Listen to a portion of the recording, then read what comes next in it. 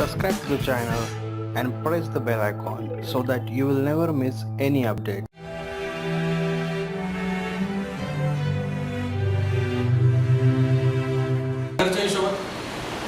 महिन्याच्या 100-200चा हिशोब इकडे तिकडे झाला तरी कळतं ना. आपली कार्बन डेटिंग आहे, आंबाडीचं पोटॅशियम आर्गॉन आहे.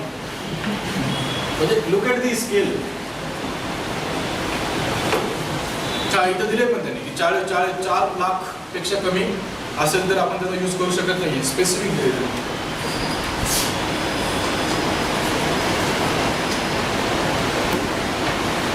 4 लाख म्हणजे झालं की ह्युमन इव्हॉल्युशन इथनं स्टार्ट होते. हा आपला ऑस्ट्रेलोपिथेसिस 1 मिलियन पासून आहे ना, राईट. म्हणजे पूर्ण ह्युमन इव्हॉल्युशन मध्ये आपण ऑर्गनचा उपयोग करू शकत नाही.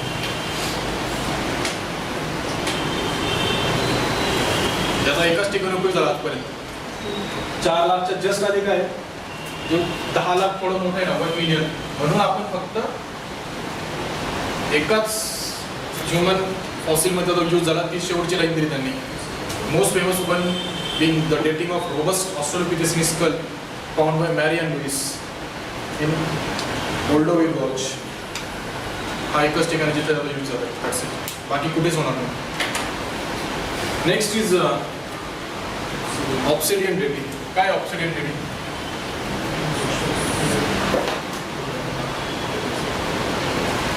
ऑब्सिडियन डेटिंग काय वाचले कोणी?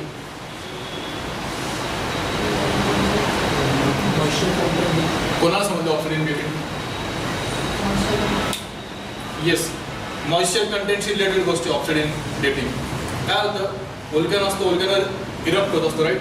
वोल्कॅनो ज्यावेळी इरप्ट होत असतो त्या वोल्कॅनोमधनं जो ऑब्सिडियन ही ग्लास आहे, ठीक आहे. म्हणजे समजा वोल्कॅनो आधी काय रॉक आहे सगळं खाली, तो इरप्ट झाला, वोल्कॅनोचा थ्रू मॅग्मा सगळं बाहेर आलं आणि त्यातनं जे ऑब्सिडियन हा एक असा ग्लास टाईपचा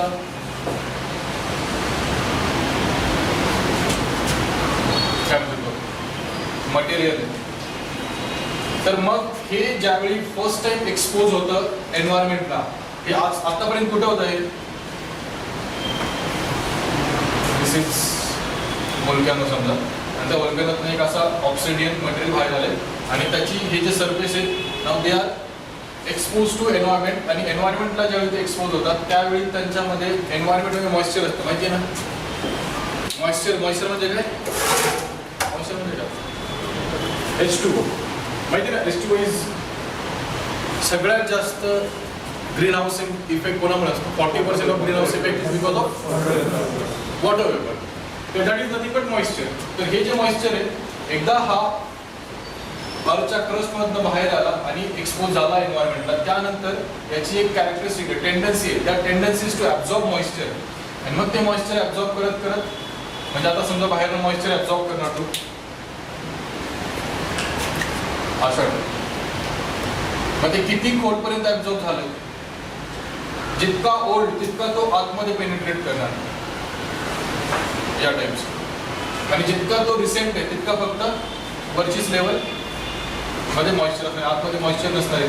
मग डिपेंडिंग अपॉन ही किती आतपर्यंत मॉइश्चर गेलेले त्यानुसार आपण पाहणार की त्याची टाइम स्केल काय आहे. By measuring how deeply moisture has penetrated into obsidian in the intervening period, त्याच्यानुसार आपण करतो. फक्त there is again one limitation. That limitation is moisture content हे सगळीकडे वेगळं असतं. So depending upon environment conditions ज्या आहेत त्यानुसार ही जी मॉइश्चर ॲब्झॉर्ब करण्याची टेंडन्सी आहे किंवा प्रॉपर्टी आहे ती थोडी हॅम्पर होऊ शकते. त्यामुळे मग पुन्हा डेटिंगमध्ये इश्यू होऊ शकतो. हा ना, याच्यामध्ये इश्यूज आहेत. म्हणून आजपर्यंत आपण कधी ऐकले का ऑब्सिडियन डेटिंग? आजपर्यंत कधी नाही. लहानपणापासून काय ऐकलं? Carbon dating. कारण कार्बन डेटिंग ही सगळ्यात जास्त रिलायबल मानली जाते. Next is archaeomagnetic dating. हे सोपं आहे. आर्किओमॅग्नेटिक, आर्किओ म्हणजे काय? आर्किओलॉजीमध्ये उत्खननात काहीतरी सापडलं. मॅग्नेटिक म्हणजे उत्खननात सापडलेल्या काही गोष्टींच्या मॅग्नेटिक प्रॉपर्टीनुसार डेटिंग करणं is obsidian archaeomagnetic dating. That is fourth.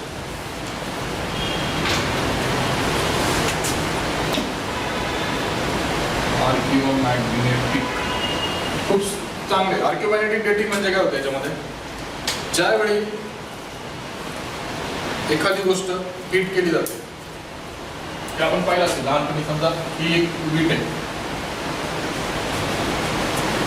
प्रत्येक वीट म्हणजे वीट म्हणजे काय शेवटी इज सॉइल मधनं आपण त्याला ब्रिक्स तयार करतो, आणि ब्रिक्स ज्या असतात प्रत्येक सॉइल मध्ये काय सिलिका आहे. सिलिका म्हणजे काय शेवटी कोणता तरी एलिमेंट आहे. त्या एलिमेंट कशापासून म्हणले, ॲटम्स पासून. प्रत्येक ॲटम मध्ये काय असतात, इलेक्ट्रॉन प्रोटॉन. त्यातले जे इलेक्ट्रॉन आहेत, ह्या इलेक्ट्रॉनची अलाइनमेंट महत्वाची.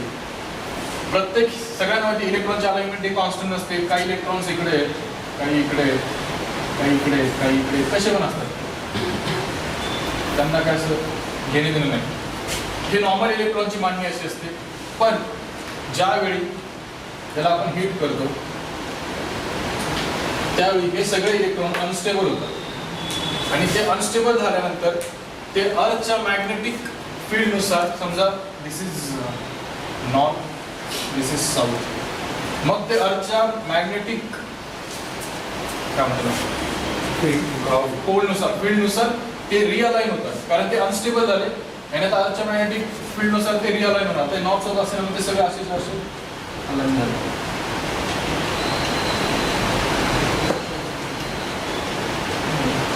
समजा हे हरप्पन काळ, ठीक आहे, आणि म्हणजे हरप्पन काळामध्ये एखादी त्यावेळी आपण ब्रिक्स सगळ्या ब्रेक करायचो. That was the property Indian Harappan सिव्हिलायझेशनची. मग त्या सगळ्या या दिशेने अलाइन झाल्या. मग झालं काय, हे एकदा अलाइन झाले की त्यात अलाइनमेंट इज फिक्स, ती चेंज नाही होणार, ती अशीच राहिली. मग हळूहळू काय झालं, सगळ्यांना माहिती की अर्थचा pole north south magnetic pole change होत राहतात. मग हळूहळू काय झालं, नेक्स्ट टाइम हा पोल समजा दिस इज अर्थ, नॉर्थ समजा एकदम एक्झॅक्ट इथे आलो. हळूहळू इथं तर एक साधारण समजा आत्ताचा काळ पकडा. आता मॅग्नेटिक पोल आपल्या कुठे माहिती रशियामध्ये नाही, इकडे साधारण कॅनडाच्या साईडला कुठेतरी इथे समजा बघा इथे आला. मग आत्ताच्या आपण जे बीट भट्ट्या आहेत सगळ्या, राईट, त्या बीट भट्ट्यांमधली बीट जी असेल त्या बीटची अलाइनमेंट अशी असणार आहे का, त्या बीटीची अलाइनमेंट अशी नसणार आहे. त्या बीटीची अलाइनमेंट कशी असणार आहे, जोपर्यंत आपण भाजत नाही तोपर्यंत ती अशीच, आणि मग ज्यावेळी एकदा भाजली त्यावेळी तिची अलाइनमेंट हे नॉर्थ, म्हणजे आता तुम्ही ही बीट इथे पकडा, ठीक आहे, मग तिची अलाइनमेंट या दिशेने होणार, कारण नॉर्थ पोल इकडे.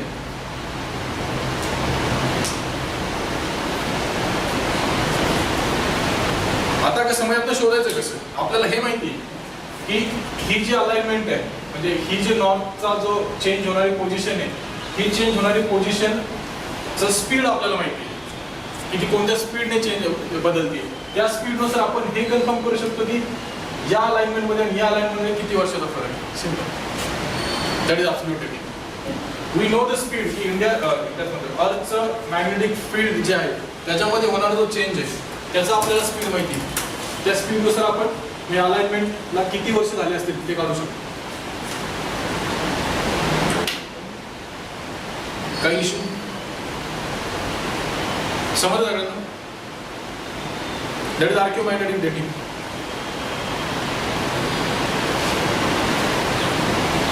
त्याच्यासारखंच अजून एक थर्मोल्युमिनेसेंट डेटिंग. थर्मो म्हणजे काय, काहीतरी गरम करायचं. ल्युमिनेसन्स म्हणजे काय, गरम केल्यानंतर काहीतरी ल्युमिनेसेंट टाईपचं काहीतरी बाहेर निघणार. That is thermoluminescent dating. काय याच्यामध्ये थर्मोल्युमिनेसेंट डेटिंग,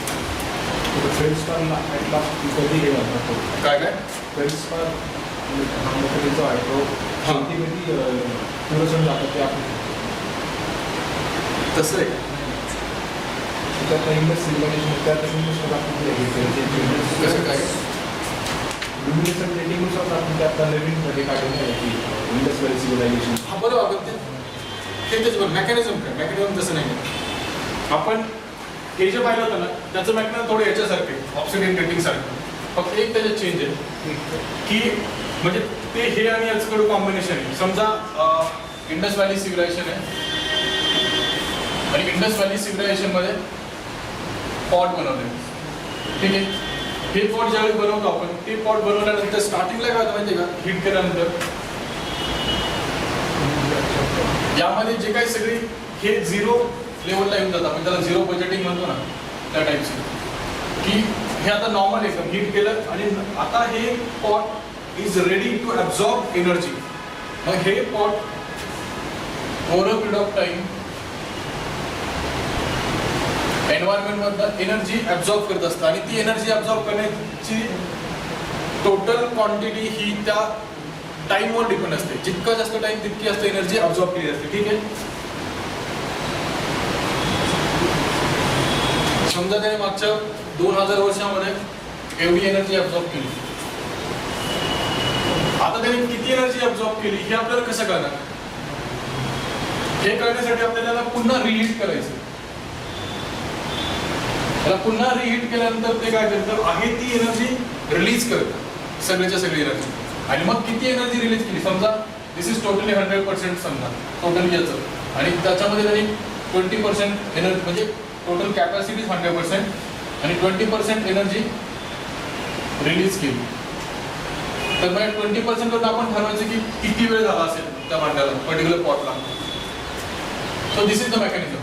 जर जास्त असेल तर 40% एनर्जी रिलीज होईल, 40, 60, आणि त्याच्यानुसार किती एनर्जी ट्रॅप केली आहे त्यानुसार तेवढी एनर्जी रिलीज होणार. आणि किती एनर्जी रिलीज झाली त्याला क्वांटिफाय करून आपण एनर्जी ट्रॅप करण्याचं पोटेन्शियल, एनर्जी ट्रॅप करण्याचा रेट किती आहे याच्यावरनं आपल्याला रेट माहिती आहे, टोटल एनर्जी माहिती आहे, त्यावरून आपण टाइम करू शकतो. दिस इज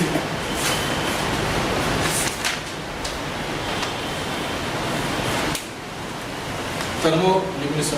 म्हणजे ते रिलीज जे होतं ते ल्युमिनेसंट वे मध्ये रिलीज होतं, त्याच्यामुळे त्याला क्वांटिफाय करू शकतो आपण. शेवटी एनर्जी रिलीज झाली तर त्याला कळायला पाहिजे ना कशी रिलीज झाली आणि कोणत्या फॉर्म मध्ये रिलीज झाली. So as to identify that particular energy. नाही तर एनर्जीला आयडेंटिफाय करणं इज व्हेरी टफ. थर्मोल्युमिनेशन हे दोन सोपे आहेत. पुढचे फ्री रिंग डेटिंग. काय फ्री रिंग डेटिंग? झाडं असतात, काय ते झाडांचं काय असतं, झाडांना किती काय किती रिंग्स किती, त्या रिंग्स नुसार आपण त्याची डेटिंग हे करू शकतो. जितके असतं रिंग्स तितकं जुनं आहे.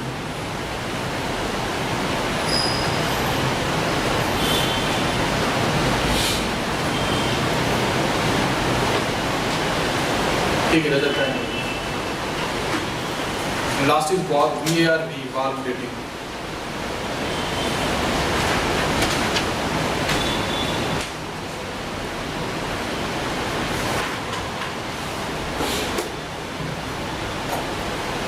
valve dating मध्ये काय सेम, फक्त त्यांनी ग्लेसिएशनशी त्याला कोऑर्डिनेट केले. म्हणजे ग्लेसिएशन मध्ये बिकॉज ऑफ ग्लेसिएशन मध्ये काय, ग्लेसिएशन इंटरग्लेसिएशन, ग्लेसिएशन नंतर जेव्हा इंटरग्लेसिएशन पिरियड होतो, ग्लेसिएशन सगळं मेल्ट झाल्यामुळे आहे तो सगळं सेडिमेंट कॅरी केला जातो. आणि त्या सेडिमेंटच्या स्टडीनुसार we can find out laminate layers of sediment called varve. Varve म्हणजे काही सेडिमेंटचे लेयर असतात.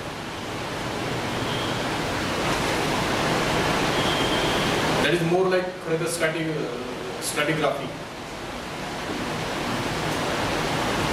ठीक आहे. तुमच्या फक्त 7 नावं लक्षातून नाही गेले पाहिजे, कारण ॲब्सोल्यूट डेटिंग जर शॉर्ट नोट आली तर 10 मार्क आले. आता इमॅजिन करा 7 नावं झालेले 1, 2, 3, 4, 5, 6, 7 आणि प्रत्येक झाले 3-3 लाईन दिल्या, 21 लाईन. खूप आहे. ठीक आहे.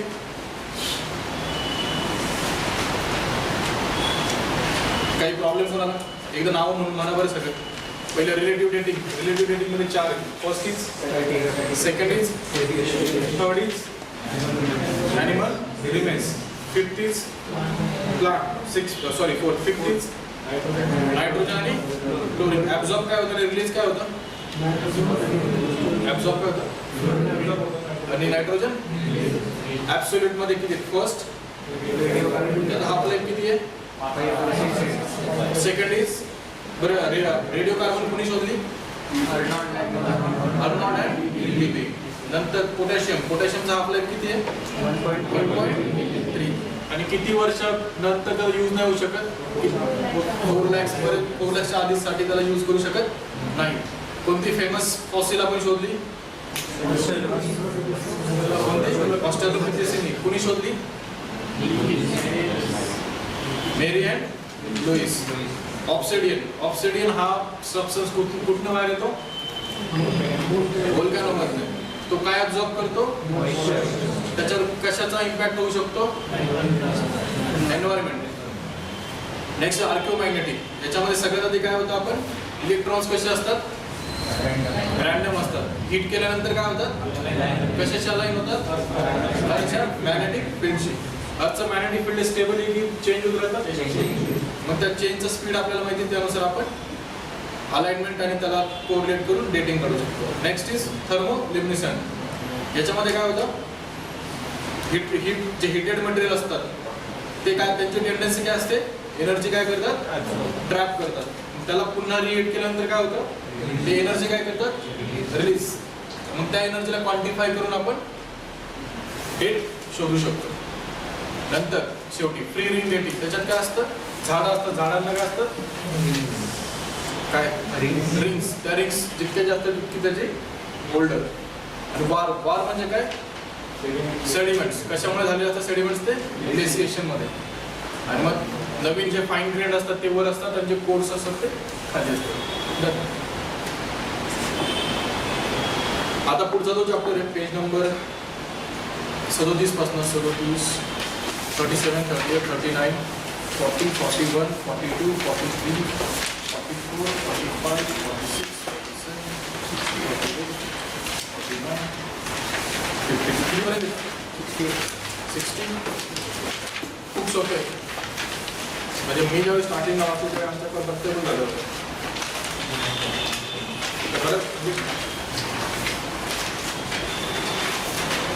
होतं कसं?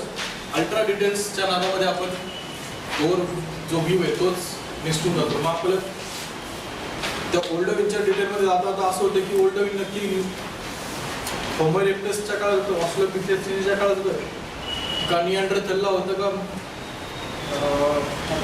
क्रोमॅग्नेटला होतं, हेच कळलं. त्यामुळे आपण जास्त डीपमध्ये जायचं नाही. इमॅजिन करा, मागच्या वेळी क्वेश्चन काय होता माहिती आहे? पॅलिओलिथिक कल्चर 10 मार्क. अरे म्हणजे काय? पॅलिओलिथिक कल्चरवर सगळा पेपर भरेल एवढं लिहू शकतो. त्यामुळे सगळ्यात महत्त्वाचं हे आहे की हे एकदम कॉम्पॅक्ट तुम्हाला लक्षामध्ये पाहिजे आणि डिटेल्समध्ये जाण्याचा बिलकुल प्रयत्न नाही करायचा. ओके. सो फर्स्ट आता याच्यात आपण 2-3 गोष्टी हे करू, कोरिलेट करायचं आपल्याला एकाच वेळी.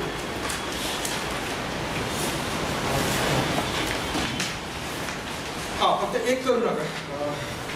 पॅलिओलिथिक कल्चरपासनं पॅलिओलिथिक कल्चर त्याच्यामध्ये 3 डिव्हिजन्स आहेत. त्यानंतर मिझोलिथिक, निओलिथिक आणि मग त्याच्या पुढचे कोणते? काय? ब्रॉन्झ, कॉपर आणि आयर्न एज. तर या सगळ्यामध्ये पॅलिओलिथिक कल्चरला तुम्ही प्लिस्टोसिन वगैरे त्याच्याशी कम्पेअर करण्याचा प्रयत्न करू. म्हणजे त्यामध्ये एका आपल्या याच्यामध्ये माझं दोषांच्यामध्ये याच्यात दिलं त्यांनी जरा कम्पेअर करण्याचा प्रयत्न केला, ते विसरून जातं. म्हणजे उगीच कन्फ्युजन होतं त्याला. त्यामुळे ते तुम्ही लक्षात नका ठेवू. फक्त टाइम स्केल लक्षात ठेवा की या वेळात होतं. हे नका लक्षात ठेवू की प्लिस्टोसिनचा अप्पर मिडल का लोअर होतं. कारण पॅलिओसिनची अप्पर मिडल लोअर आणि प्लिस्टोसिनचे अप्पर मिडल लोअर हे एकमेकांशी हे नाही आहेत, म्हणजे अलाईन नाही करत. त्यामुळे तो जो हे दिला आहे, चार्ट दिला आहे एका बुकमध्ये, मी पण काढला होता, तो नाही, तो काही कामाचा नाही. म्हणजे दोघीच कन्फ्युजन करतो असं मला वाटतं. ते आत्ता वाचताना असं वाटतं मी लक्षात ठेवणार, पण ते कसं नाही होतं. आत्ता मग वाटतं की आत्ता मग आपण तो हा चार्ट आहे. ज्यांनी पाहिले बुक त्यांना माहीत असेल, हा बराच मॅप आहे आणि खाली याचा चार्ट त्यांनी जे दिले अप्पर प्लिस्टोसिन वगैरे ते काही कामाचं नाही. ते फक्त त्याच्यात कन्फ्युज नको. आणि परत त्यांनी शेजारी एकूण दिले कल्चर्स. आता खरं तर माहिती याच्यात मी खूप शोधण्याचा प्रयत्न केला मागच्याच वेळी, पण ते मला काही सापडलं नाही. आणि मग नंतर बऱ्याच जणांनी वेगवेगळे पण सांगितलं. त्या पर्टिक्युलर चार्ट तुम्ही कधी पाहिला तर त्यात असं दिलं 2 कल्चर दिलेत वेगवेगळे. तर मग काही जणांचं असं म्हणणं आहे त्या कल्चरची वेगळी नावं, एक नाव याच्यावर नाही. तुम्हाला सिंपल सांगितलं हे पुसू कसं 2-3 बेसिक गोष्टीचा माहीत पाहिजे. शब्द, जे शब्द माहीत नसतील तर मग पुढचं सगळं कळवू शकतो. पेबल म्हणजे काय? PEBBLE. हा पेबल म्हणजे गारगोटी sir. This is pebble. Pebble म्हणजे ते नदीतले गोटे असतात ना, that is pebble. Second is flake. ज्यावेळी समजा दिस इज पेबल, याला आपण अजून एका वरच्या छोट्या पेबलने जर स्ट्राईक केलं, इथे जर ज्यावेळी स्ट्राईक करू त्यावेळी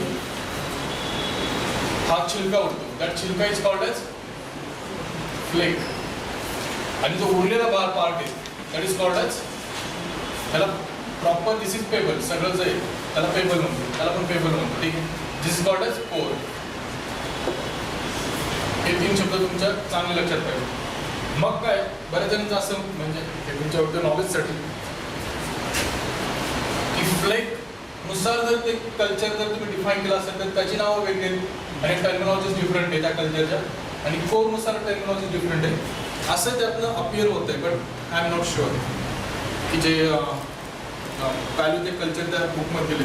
पण त्यामुळे असं जर तुम्हाला कोणी सांगत असेल तर ते तेवढ्या डिटेलमध्ये जाण्याची गरज नाही आहे. आपण जनरल इव्होल्युशन पाहणार त्याचं, जेणेकरून तुमचं बिलकुल कन्फ्युजन न होता एक कॉन्फिडन्स आहे. ह्या 2 गोष्टी लक्षात आल्या, फ्लेक, कोर. आता म्हणजे पुढचं जे कल्चर पाहताना कन्फ्युजन होता कामा नये. नाहीतर फ्लेक काय हेच कळत नाही बराच वेळा. आणि काय असं काय त्यात कळत नाही याचा अर्थ असं नाही की आपल्याला काही समजत नाही, काय नाही काय होऊ शकतं. Not a big deal.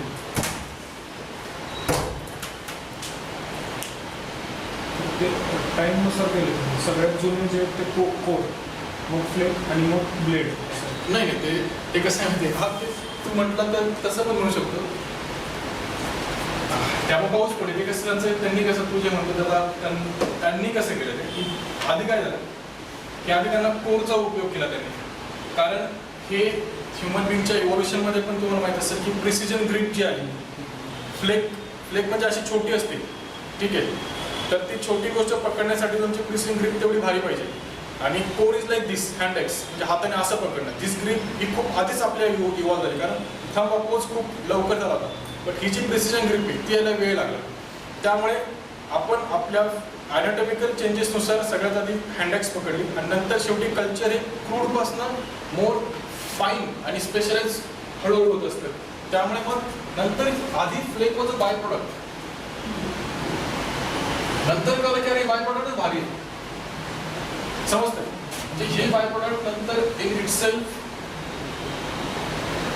एक टूल म्हणून यूज केलं गेलं over a period of time. मग त्याला फ्लेक म्हणजे पाहू आपण फ्लेक जे की निअँडरथल मॅनच्या वेळी सुरू झालं. निअँडरथल मॅनच्या आधी सगळ्याच्या सगळ्या इन्फोसिस हा फक्त कोरवर होता. म्हणजे जे छिलके बाहेर यायचे त्याचा बिलकुल आपण यूज करत नव्हतो, त्याच्यात फेकून द्यायचो. पण नंतर काय की म्हणजे हे छिलके बाय प्रॉडक्ट होते आणि अनकॉन्शियस, म्हणजे आपण कॉन्शियस नव्हतो की हे छिलके कसे असतील. पण नंतर over a period of time आपल्याला हे कळालं की हे छिलकेच महत्वाचे आहेत. आणि मग आपण कॉन्शियसली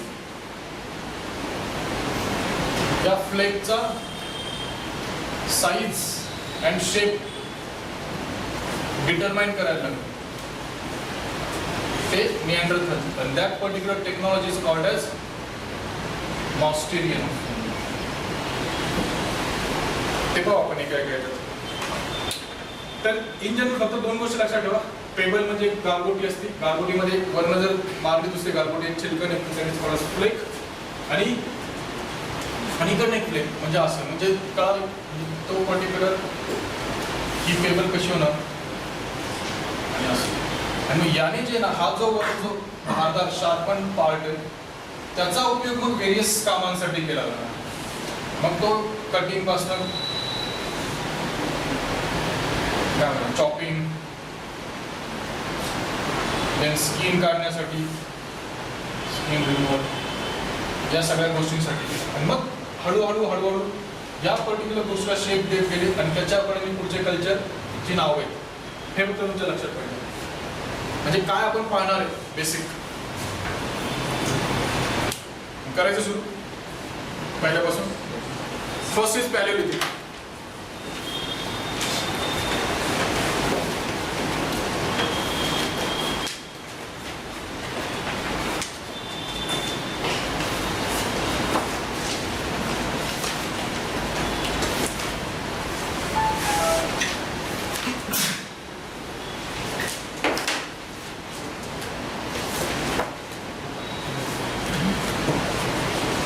तीन जे महत्वाचे कल्चर आहेत. आता पाय ब्रॉडर जिओलॉजिकल टाइम स्केलमध्ये आपण कुठे आहे? आपण हे पाहिलं होतं की पॅलिओझोइक, मेसोझोइक, सिनोझोइक हे तीन महत्वाचे आहेत. ठीक आहे. मेसोझोइक मध्ये आपण पाहिलं होतं ज्युरॅसिक, क्रिटॅशियस. ज्युरॅसिकच्या आधी कोणतं? ट्रायसिक. आणि मग आपण हे पाहिलं की सिनोझोइक मध्ये टर्शरी कॉटन मध्ये. मग टर्शरी मध्ये 5 आहेत. PEOMD. P for paleo, E for EO, O for oligo, M for neo, P for pliocene. नंतर क्वाटर्नरी मध्ये 2 आहेत. वन इज प्लिस्टोसिन आणि सेकंड इज होलोसिन. आता आपण जे पाहणार सगळं ते इथून सुरू होतं. आपण पाहिलं की मिओ पर्यंत. मिओ मध्ये तर कोण होता? रामा प्यारा, रामा शिव आणि ट्रायो. आणि मग प्लिओप्लिस्टो मध्ये आपण पाहिला होता ऑस्ट्रॅलोपिथेसिनी. आणि आपण पाहिलं ऑस्ट्रॅलोपिथेसिनी सुद्धा टूल बनत नव्हता. तुम्ही पाहिलं होतं की ऑस्ट्रॅलोपिथेसिनी मध्ये होमो हॅबिलिस आला होता. Who is the first tool maker जो की प्लिस्टोसिनच्या आसपास आला. Homo habilis tool maker. आणि आता जर आपण पाहिलं टूल मेकर मग जे काही सुरू होतंय आपलं ते प्लिस्टोसिन पासून कल्चर आपण जे काही पाहणार आहे ते प्लिस्टोसिन पासून पाहणार. राईट. म्हणजे आताच आपल्याला लक्षात येईल की प्लिस्टोसिन पासून कल्चर आणि मॅन याला आपण आता कोरिलेट करणार आहे. ओके. सगळ्यात बरोबर इथे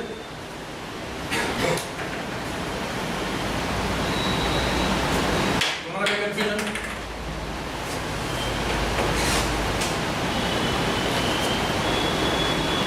आता पहा प्लिस्टोसिन. मला एकदा प्लिस्टोसिनचं हे सांगा टाइम स्पॅन कुठपासून कुठपर्यंत? कुठपासून? प्लिस्टोसिन हां 5 to 1.5 million. 2 million 10,000. No, that is Paleocene era. I am talking about Pleistocene, sir. 1.8 to 0.01 million. 1 to 0.01. जाऊ दे, त्याच्या डिटेलमध्ये नक्कीच जाईल. फक्त हे लक्षात ठेवा प्लिस्टोसिन पासून आपण कल्चर स्टार्ट करतोय. Okay. Pleistocene is a time scale आणि पॅलिओ आता जे पण आपण पॅलिओलिथिक कल्चर वगैरे हे कल्चर आहेत जे प्लिस्टोसिन एरामध्ये होते. आता आपण इथेच करतो आणि मग आपण परत त्याला सेपरेट करू. मग सगळ्यात आधी जे कल्चर सुरू झालं प्लिस्टोसिन पासून कल्चर सुरू झालं. ठीक आहे. त्याला पॅलिओलिथिक कल्चर म्हणतो आपण. सगळ्यात आधीच्या कल्चरला पॅलिओलिथिक कल्चर का म्हणतो आपण? पॅलिओ इज जुना, lithic is stone. Stone culture होतं म्हणून त्याला आपण पॅलिओलिथिक म्हणतो. त्याच्या आधी कल्चर नावाची गोष्ट नव्हतीच. ह्युमन बिंग काहीच करत नव्हता. तो असा सर्वाइव्ह व्हायचा ऑन इट्स ओन. कल्चर वगैरे काही नाही. आता स्टोन कल्चर आलं त्याच्यामध्ये तर मग 3 पार्ट पडले. फर्स्ट इज काय? लोअर किंवा त्याला अर्ली पण म्हणतो. Second is middle. Third is upper palaeo.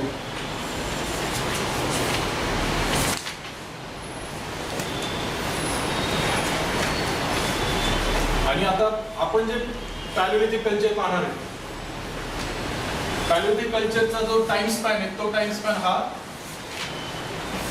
2.5 million million पासून 10,000 इयर BC. म्हणजे साधारण 25 लाख वर्षापासून पाहणार आपण. 25 लाख वर्षापासून 10,000 वर्षापर्यंत. आता याच्यामध्ये पण सोपं जर लक्षात ठेवायचं असेल उलट्या दिशेने जा म्हणजे ते लक्षात ठेवून सोपं जाईल. अप्पर पॅलिओलिथिक आहे दिस. याचे अप्पर पॅलिओलिथिक आहे ते कधीपासून कुठपर्यंत आहे? इकडनं सुरू होईल की इकडनं सुरू होईल? 10,000. ते कधीपर्यंत? 10,000 ते पाठीमागे जा. 10,000 ते किती? 10,000 ते किती? 40,000. 10,000 ते 40,000 वर्ष. ठीक आहे. सेकंड मिडल व्हॅल्यू ते कधी असणार? ते सुरू कधी होणार? 40,000. 40,000 ते 1,00,000 इयर्स आहे. आणि त्याच्या आधीचं जे लोअर आहे ते 1,00,000 ते म्हणजे त्याला आपण मिलियन मध्ये जर पकडलं तर 0.1 मिलियन. 0.1 million is 1,00,000. बुक मध्ये देताना असं दिलं असेल 0.1 मिलियन पासून 2.5 मिलियन. म्हणजे सिंपल पहा. अजून एक यातनं आपल्याला काय दिसून येतं, जसं इव्हॉल्युशन होत गेलं तसं तसं कल्चरचा टाइम स्पॅन हा कमी कमी होत गेला. ह्युमन बिंग फास्ट डेव्हलप व्हायला सुरुवात झाली, कारण ह्युमनचं ब्रेन खूप फास्ट डेव्हलप व्हायला सुरुवात झाली. हे लक्षात ठेवा. आता याला कोरिलेट आपण दुसऱ्या गोष्टी बरोबर करू. That is man. राईट. सांगा आता आपल्याकडे 4 मॅन आहेत. ठीक आहे. याच्या खाली ओके. सगळ्यात खाली सगळ्यात जुना कोणता होता? ऑस्ट्रेलोपिथेसिनी. त्याच्यानंतर कोण डेव्हलप झाला? होमो हॅबिलिस. समजा बाजूला होमो हॅबिलिस हा थोडा वेगळाच होता. Homo erectus. होमो इरेक्टस नंतर कोण? Neanderthal man. निअँडरथल नंतर होमो सेपियन म्हणजे क्रो-मॅग्नन. म्हणजे त्याच्यात 3 आहेत आणि प्लस क्रो-मॅग्नन. दुसरे कोणता? चान्सेलिडी. आणि लास्ट इज ग्रिमाल्डी. आता तुम्ही मला एक सांगा, ह्या 3 पिरियड मध्ये 3 मॅन आहेत. राईट. तो कोणता मॅन कुठे असेल? हा कुठे? क्रो-मॅग्नन कुठे? अप्पर पॅलिओलिथिक. राईट. निअँडरथल मॅन कुठे? सिंपल. निअँडरथल मॅन असणार मिडल मध्ये. आणि त्याच्या आधीचे मॅन कुठे? याच्यामध्ये काय कन्फ्युजन?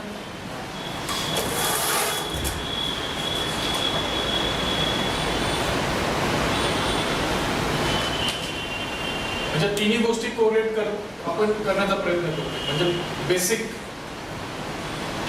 म्हणजे म्हणतात ना, बेसिक मध्ये राडा नाही झाला पाहिजे.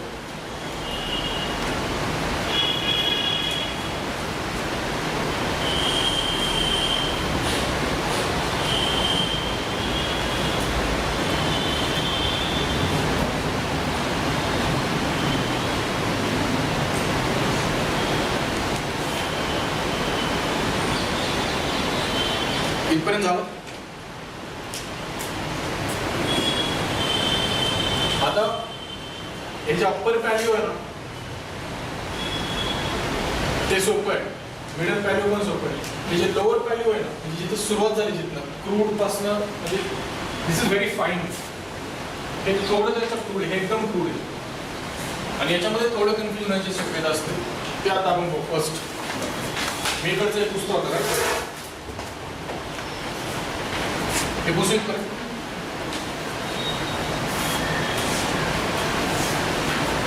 आपण आता सुरुवात करतोय फर्स्ट पॅलिओ लिथिक.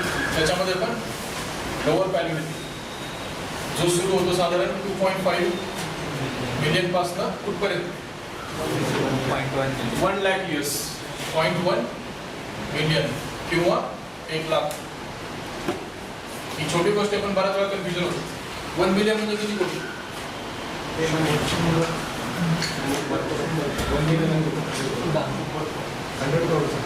1 बिलियन म्हणजे किती कोटी? 1 billion is equal to 100 crore. आणि 1 मिलियन म्हणजे किती कोटी? 1 मिलियन म्हणजे 10 लाख.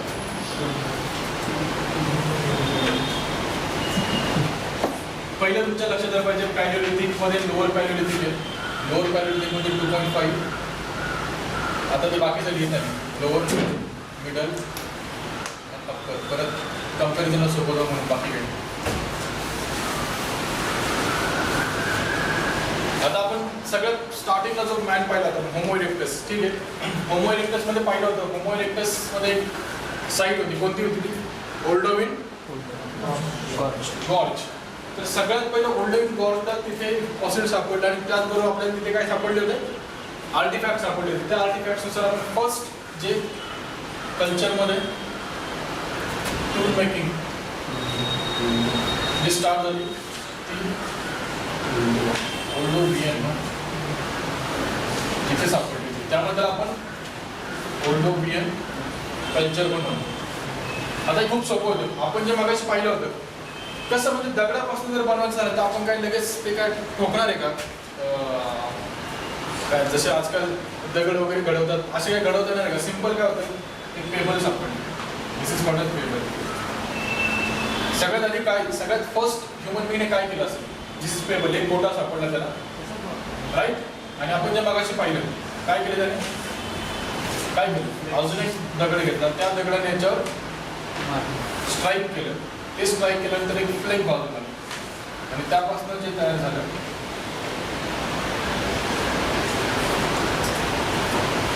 दिस is flake. But this flake is not a product, this is by product.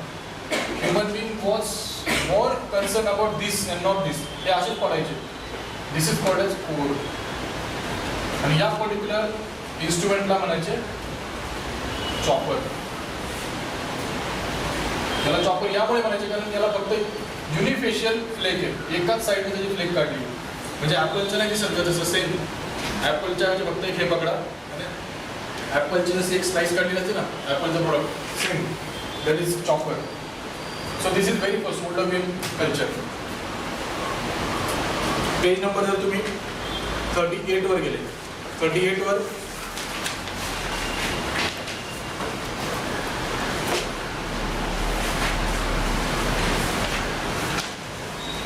Para number 3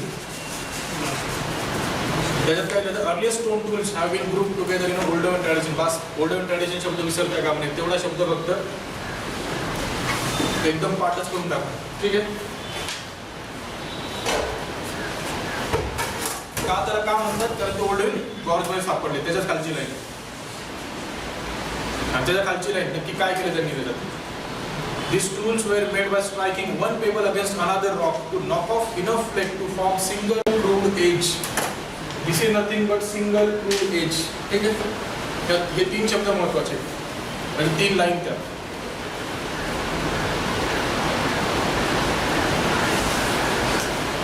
second, the range of Oldowan culture. काही गरज नाही त्याची, काही जास्त डीप मध्ये करण्याची गरज नाही. डोंट वरी. त्याच्या खालचा पॅराग्राफ टाइमपास आहे. त्याच्या खालचा paragraph just who made this tools is not clear. सापडलं पॅराग्राफ? हां, म्हणजे नक्की कोणी बनवलं? होमो इरेक्टस होता की होमो इरेक्टसच्या आधीचा होमो हॅबिलिस होता? ऑस्ट्रोपिथेसिसचा तर काही संबंधच नाही, राईट. पण ते अजून क्लिअर नाही आहे. त्यामुळे आपण त्याला जास्त आपलं नॉलेज सुद्धा वापरायचं नाही. पाहता काही जणांचं पहा, आता होमो हॅबिलिस आपण याच्यात ऑस्ट्रोपिथेसिसमध्ये 2 पाहिले होते. वन ऑफ पॅराथ्रोपस आणि सेकंड ऑफ ऑस्ट्रेलोपिथेकस. ऑस्ट्रेलोपिथेकस म्हणजेच ग्रॅसिलिस फॉर्म होता.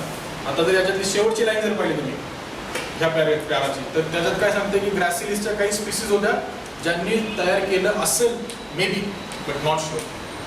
पण होमो इरेक्टस पासून सुरुवात झाली, त्याच्यात काहीच कन्फ्युजन नाही, राईट. बस म्हणजे ह्या एवढ्या याच्यामध्ये तुम्ही 3च लाईन लक्षात ठेवायच्या. ती म्हणजे तिसरा पॅरा पूर्ण लक्षात ठेवा. म्हणजे वरपासून सुरू केला रेंज ऑफ ओल्डोवियन कल्चरच्या वरचा पॅरा पास तो, आणि इकडे हा शेवटचा पॅरा ग्रॅसिलिस फॉर्म, तो एक शब्द आला पाहिजे बस. बाकी मधलं काही वाचू नका. यासाठी वाचू नका कारण ते तुम्ही वाचलं, पाठ केलं, एकदम सगळं येते तरी सुद्धा तुम्ही तिथे लिहू शकत नाही कारण तेवढी जागा नसते. मला माहिती आहे तुमच्या लक्षात राहणार आहे, पण तरी पण नको, जागा नाही म्हणून. ओके. हां, टेक्नॉलॉजी ऑफ ओल्डोवियन कल्चर. परत आता ते सेम की याच पेपरला त्यांनी टेनिस बॉल टाईप हे म्हटलं आहे आणि तिथे एक शब्द आहे तो लक्षात ठेवा. म्हणजे टेनिस बॉलला एक अंडरलाईन करा. दुसरा शब्द हा की तो काय याच्यात दिला बोल्डमध्ये, हॅमरस्टोन. हॅमरस्टोन कोणाला म्हणणार आपण, याला की याला? ए बी पैकी कोण? ए. सिंपल, त्याला आपण हॅमरस्टोन म्हणतो.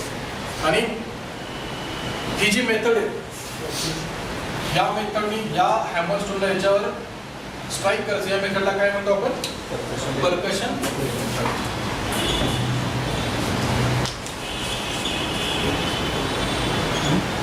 राईट.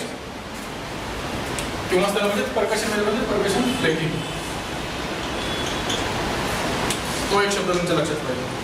आणि त्यातनं जो तयार होतो, जो नेक्स्ट पॅरामध्ये दिला शब्द चॉपर, आपण आता पाहिला, हे जे तयार झालं त्याला काय म्हणतो आपण? चॉपर. झाले. म्हणजे टेक्नॉलॉजीमध्ये 3 शब्द इकडे पाहिलं. टेनिस बॉल, हॅमर, जी प्रोसेस आहे त्याला परकशन फ्लेकिंग म्हणतो. जो टपरा उडाला त्याला फ्लेक म्हणतो, आणि उरलेल्या पार्टला कोर म्हणतो. आणि या पर्टिक्युलर प्रोडक्टचं नाव आहे चॉपर. एकाच साईडला क्रूड कांदा, क्रूड एज तयार झाली.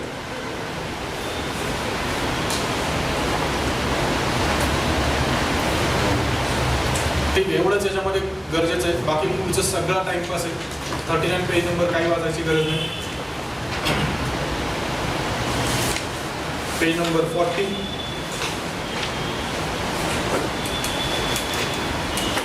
पेज नंबर 40 वर पण काहीच कामाचं नाही आहे. आता 2 गोष्टी झाल्या. पेज नंबर 40 मध्ये सगळ्यात शेवटचा पॅराग्राफ, ड्युरिंग दिस टाइम सापडलं. पेज नंबर 40 शेवटचा पॅराग्राफ, ड्युरिंग दिस टाइम. सगळ्यात बरोबर. आपण अजूनही कुठे आहे? आपण अजूनही लोअर मध्येच. आपण ते लक्षात ठेवा, अजून आपण 1 लाख आलो नाही, 1 लाखापर्यंत आलो नाही. आपण 1 लाखाच्या पाठीमागेच आहे यावेळी. पण हा टाइम स्पॅन खूप मोठा आहे. म्हणजे 25 लाख वर्षापासून 1 लाख वर्षापर्यंत टाइम स्पॅन खूप मोठा आहे. सगळ्यात आधी म्हणजे समजा 25 ते 15-16 लाख वर्षापर्यंत ही टेक्नॉलॉजी चालली असेल. नंतर 10-15 लाखपासून 1 लाखपर्यंत त्याच्यामध्ये अजून थोडी इम्प्रूव्हमेंट झाली. 2 डिव्हिजन झाले. त्या 2 डिव्हिजन अशा होत्या. One is chopper tool technology, किंवा त्याला चॉपर टूल कल्चर पण म्हणतो आपण. आणि सेकंड इज अचुलियन, ACHEL SPELLING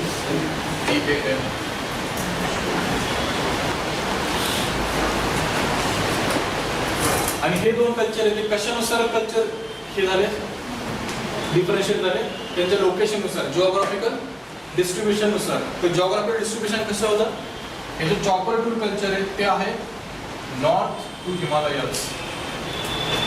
तर हिमालयामध्ये फक्त आपला हिमालय नाही, तुम्हाला माहिती हिमालय म्हणजे हिमालय, परत त्या पाकिस्तानमधल्या रेंजेस वगैरे त्याच्या नॉर्थला असणार आहे सगळं. आणि सेकंड म्हणजे त्याच्या साऊथला असणार. त्याच्या साऊथला अचुलियन झाले, साऊथ टू हिमालय रेंजेस. आता आपण म्हणजे चॉपर टूल मध्ये काय ते पाहू आणि हे काय. Page number 41. ते काय डिटेल मध्ये लक्षात ठेवायचं नाही. झाग्रोस माउंटन फिउंटन ते जिओग्राफी थोडी आपली. हा, तर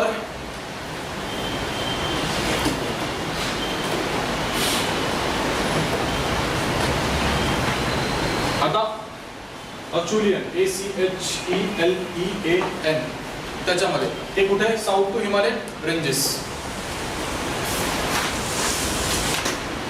त्यांनी हे पण दिले, सुरू कधी झाली साधारण 1.2 मिलियन इयर्स अगो, म्हणजे साधारण 12 लाख वर्षापासून हे सुरू झालं. पहिलीच लाईन आहे ती अचुलियन ट्रॅडिशन मध्ये. आता पहा, अचुलियन ट्रॅडिशन मध्ये आपण काय बनवतो. दिस इज व्हेरी क्रूड. पण नंतर आपल्याला कळालं की सगळं याने काही जास्त फायदा होत नाहीये. राईट. याने किती म्हणजे एकच एज आहे. एका एजने काय काय करणार तुम्ही? नाव याला आपण अजून फाईन करायचे. मग यांनी काय केलं?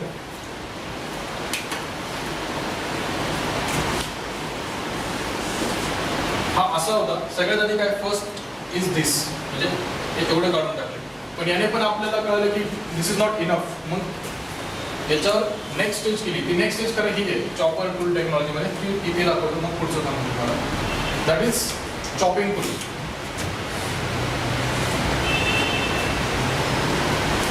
आपण उलट करू म्हणजे तुम्हाला कन्फ्युजन होणार.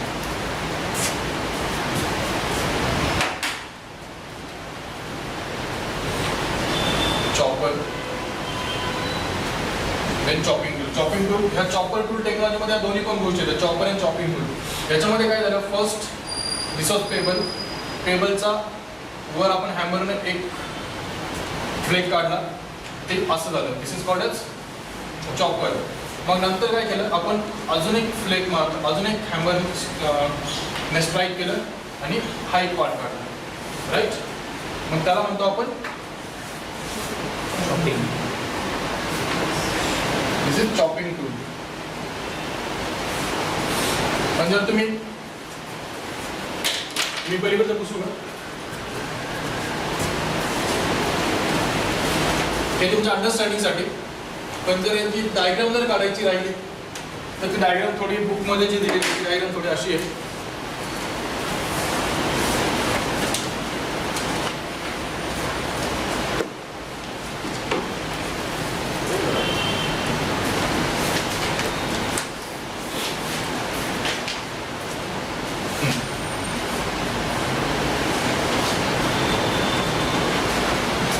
हे बेसिक म्हणजे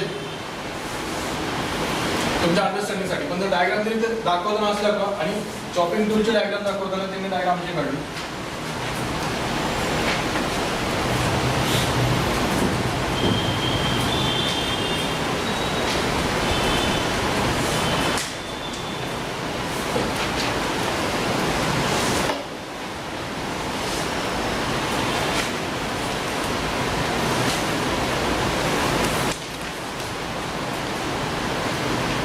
म्हणजे फक्त एकच साईड, इकडची साईड आपण काढली नाही, इकडची साईड पण आपण फ्लेकमध्ये रिमूव्ह केलेली.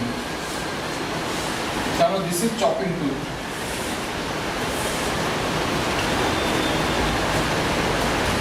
आणि जी याची डायग्राम काढलेली फक्त टेबल टूल किंवा चॉपरची, ही डायग्राम अशी आहे.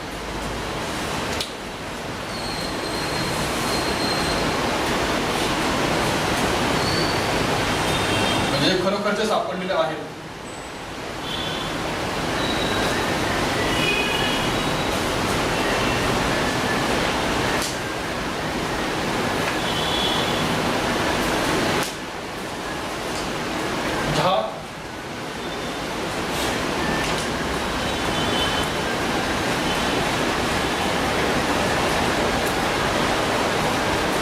एकच साईड त्याची फक्त आपण चॉप ऑफ केलेली, याच्या आपण दोन्ही साईड आहेत. म्हणजे जर आपण पाहिलं तर इकडने करून फक्त इकडची साईड काढली, इकडच्या साईडला आपण काहीच नाही. So this is chopper, this is chopping tool. याच्यापेक्षा हे फाईन आहे, राईट. आणि मग नंतर काय की याच्यापेक्षा पण फाईनची गरज आहे आपल्याला. That is nothing but hand axe. That is most advance kind of tool. त्याच्यामध्ये काय केलं आपण, याला अजून आपण शेप दिला. इकडनं अजून जास्त त्याला हॅमरिंग करून हा जो मधला पार्ट आहे त्याला कन्स्ट्रिक्ट केला, जेणेकरून तो अजून जास्त शार्पन होईल आणि त्याचा खूप जास्त यूज करता येईल. मग ते कसं झालं, बेस तसाच ठेवला आपण. Base is like this only.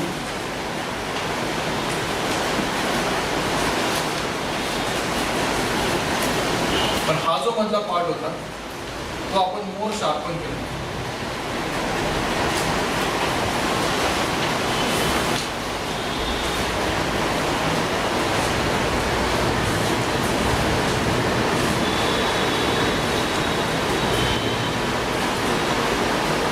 This is called as hand axe.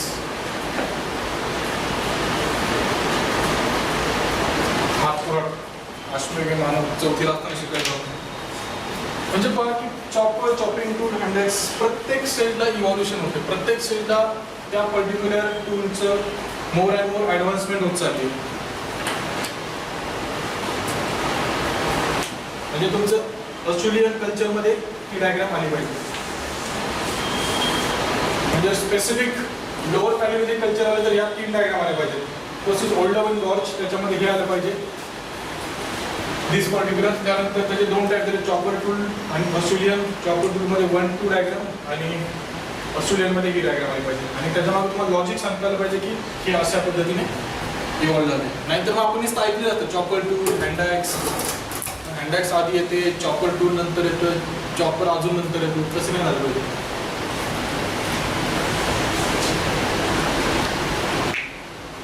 ठीक आहे. आता त्याच्यात मध्ये बऱ्याच वेळा तुम्ही अजून एक शब्द ऐकसाल, that is cleaver, CLEAVER, cleaver. तर क्लिव्हर इज नथिंग बट याचे व्हेरियंट आहे हँड ॲक्स. म्हणजे ते hand axe it's a type or variant of hand axe. तर त्याची डायग्राम काढा, ती वर करतो मी, ठीक आहे. सोपी डायग्राम आहे.